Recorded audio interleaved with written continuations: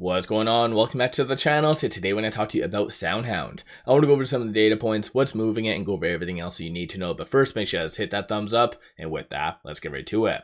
So SoundHound's down 2.95%, 1642 the low, 1785 the high. So quite the volatile morning. Aside from that, very low volume. So 18.08 million shares being traded, 51.7 is the average.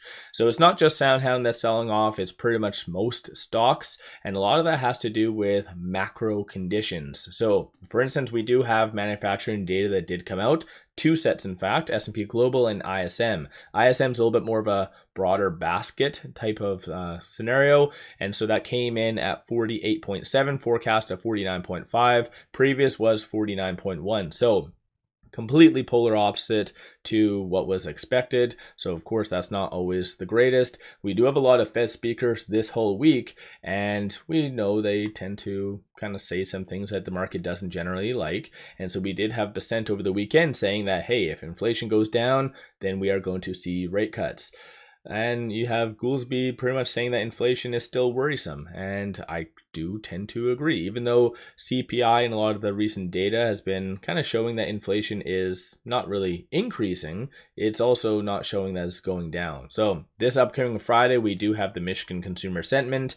And so that could be a very big one that the market does focus on. Aside from that, though, a lot of just kind of people looking at consumers from multiple different aspects, whether it be auto loans, subprime loans in general. But a lot of people over the weekend as well have started to really look at restaurants.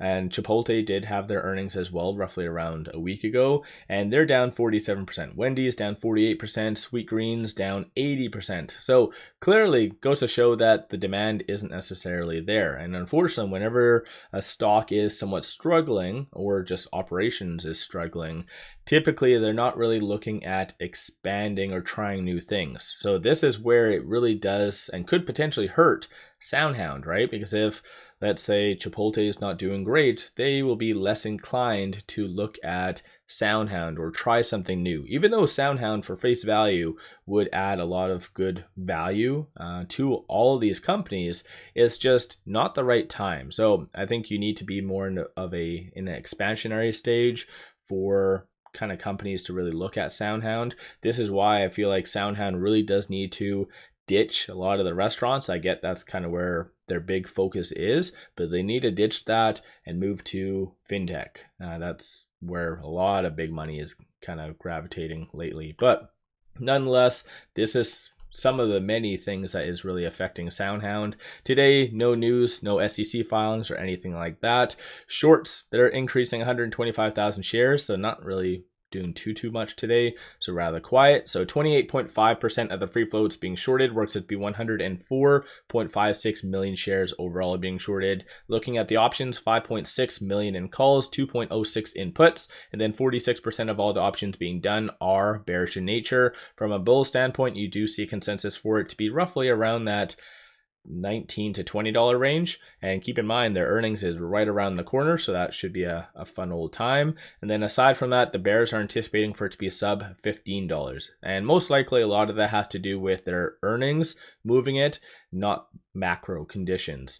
The current expected move is 13.84%. So in case you missed my video over the weekend, I do dive deep into exactly what Wall Street will be wanting to see from SoundHound's earnings. So if you're curious, listen to that video. But ultimately, this 13.84% is a 236 move in either direction. So anticipate a lot of volatility. From the secondary market, you are starting to see right now a little bit more buying. So we are seeing kind of a nice recovery, but first thing, you saw a lot of willing sellers.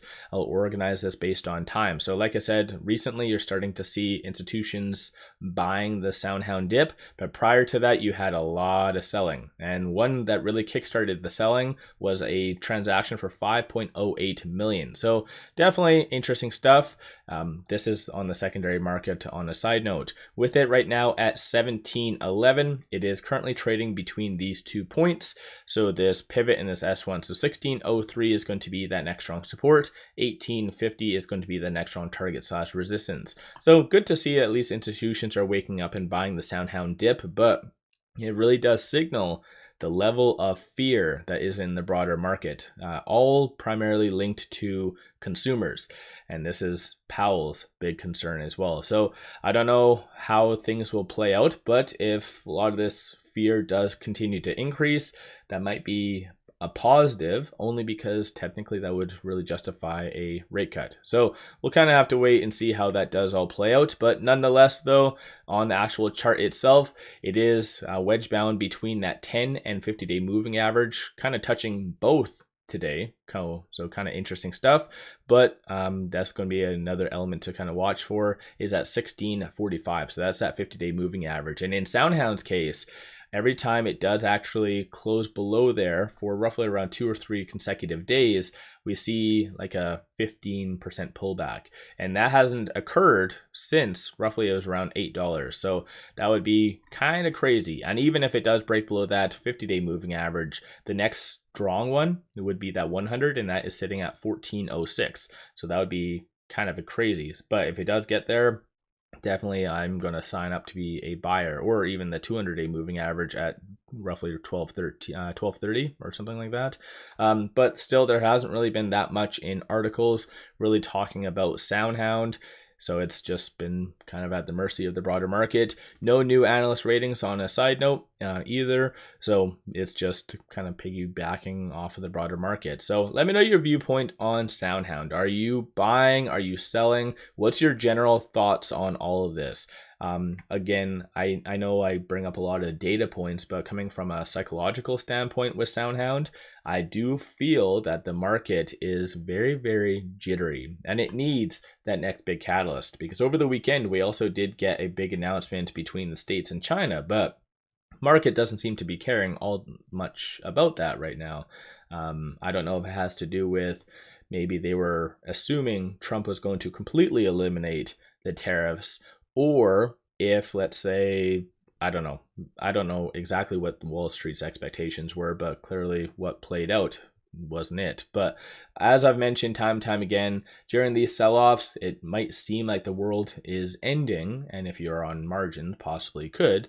But that's a joke on a side note, but definitely consider looking at options. Usually whenever things are kind of getting completely obliterated, buying a long call, the premiums kind of are extremely cheap, and this is how you can make some very serious money. So if you do feel realistically that, let's say, $19 is even on the table from post their earnings, which is a 11.5% increase in the stock price, let's say you're assuming that by December, you can make a solid 28.6% on a long call, and that would be a 1350 call. So you can kind of see that right here. So let me know your thoughts on SoundHound. Don't forget to hit that thumbs up and subscribe. I always greatly appreciate that. And then one final thing, pop over to my Patreon if you're looking for some solid buy signals on stocks, options, crypto. Put out daily day trades, numerous swing trades. Definitely worthwhile to pop over there and take a look. With all that said, appreciate all of you watching.